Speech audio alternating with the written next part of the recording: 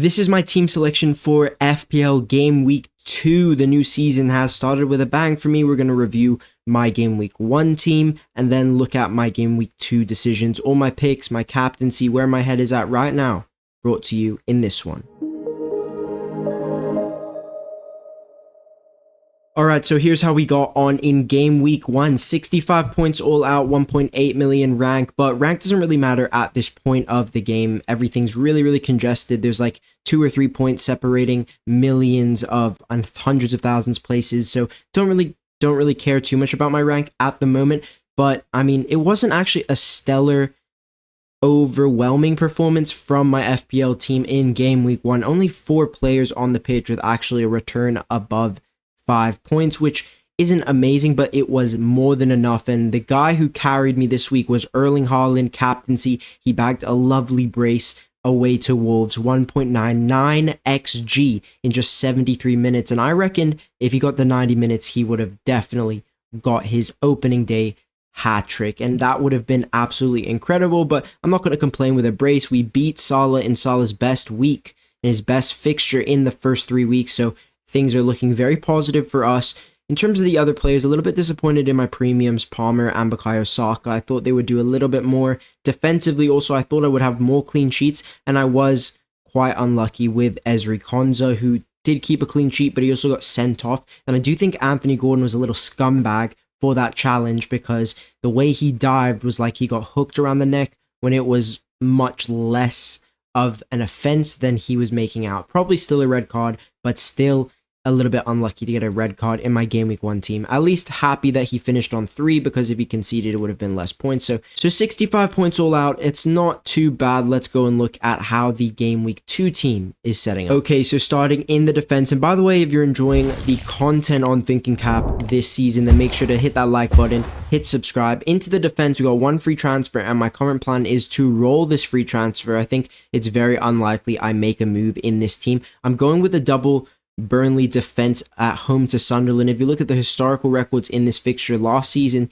in the championship, this game finished 0-0, and I understand that there's different teams, different players, but I also think Burnley will have just seen the 2 promoted sides that they came up with, Sunderland and Leeds, pick up 3 points in their first home game. I think this is a very good home game for Burnley, who still were a decent defense under Scott Parker. You can tell he has decent defensive tactics. I thought they weren't too bad against Tottenham. I watched the full 90 for that game, and I thought they weren't too bad. So I'm going to go with the double Burnley defense here. I've gone with Joachim Andersen, rotating Pedro Porro, and Ezri Konsa obviously is on the bench with that red card. Porro, I'm going to probably bench him this week. I might start him, guys. And by the way, if you want my final team selection, I drop it as a YouTube short. It'll probably go out tomorrow or Friday after we've gotten a bunch more information from press conferences. So yeah, keep your eye on that. YouTube shorts, it'll be on TikTok, it'll be on Instagram. Make sure you're following me on all social platforms. But yeah, Estev, Dubravka, Joachim Andersen. I understand Man United look really great, but that was also at Old Trafford, right? We are expecting United to dominate at Old Trafford this season, and considering how bad the home record has been in the last few years for Man United. So I do think Andersen could do something. I mean, obviously United look very bad from set pieces. He's also likely to hit DEFCON in this fixture as well. So if I do get away with a 1-1, I think United will score. I'm not expecting a clean sheet, but if he can get me the DEFCON, I'm more than happy with starting him. And then I've got Murillo, who should hit DEFCON as well against Palace. Palace do have a midweek fixture. They're playing Thursday, their first ever European game, so hopefully Glasner does go strong, and maybe Murillo can actually do something, maybe keep it clean, something. I just want something from him. But either way, the defense doesn't look too great this week, but it looks okay, and that's why I'm just going to go with this. I'm not going to use a transfer on it. It's not worth it. There's better things to use my transfers on later down the line, and this is the right time to be patient with my moves. Let's have a look at the attack. This is my attack for Game Week 2. We've got Rutter, who did return for me last week. Then we got Iliman Ndiaye, Cole Palmer, Bukayo Saka with the captaincy armband, and Mo Kudus, who performed excellently, but it was Burnley, of course, a very easy fixture. And then up front, we've got Ollie Watkins and Haaland. No plans. I'm absolutely not going to be moving any of my premiums out. I know Palmer was a little disappointing, but Palace are still a good defense. West Ham are dog trash. They are trash. Their midfield is trash. I'm sorry, I don't care who they field. I don't care if Palmer's playing left 10 or right 10.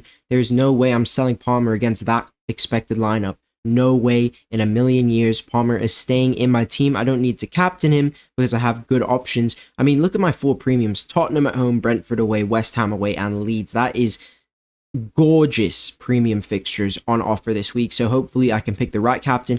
Currently I'm on Bukayo Saka, but Erling Haaland is talking to me. Ollie Watkins is talking to me. And look, I think Cole Palmer, just for my personal enjoyment, if he doesn't do well on the Friday, I'll be very upset with myself for going there, considering he is an inconsistent player. West Ham is a deep block team. There's not going to be much transitional room for Palmer to operate in, but still, he can still operate in.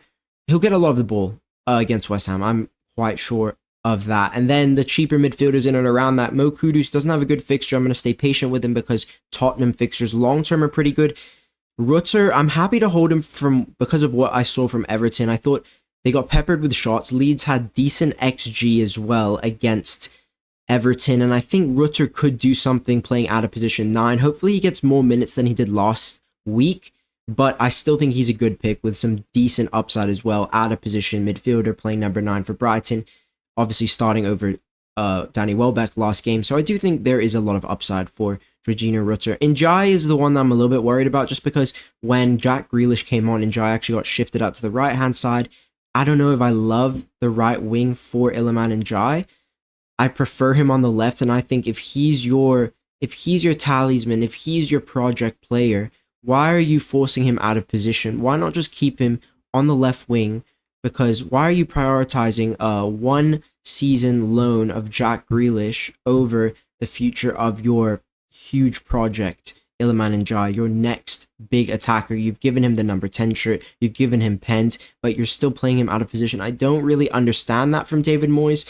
So it'll be interesting to see what happens with him. But overall, I think my team's solid. I think because I'm content with my first week, I'm happy with the captaincy. I think I'm looking at this week with no Salah, and I'm feeling not confident, but I'm feeling comfortable in my position in terms of my total points and where my team is at the moment. Good fixtures in there. The defense worries me a little bit, but I still think I should be coming out okay in this week. Hopefully they can get me something, and I do think that Burnley game could be a clean sheet, but probably not. I'm probably hoping for too much.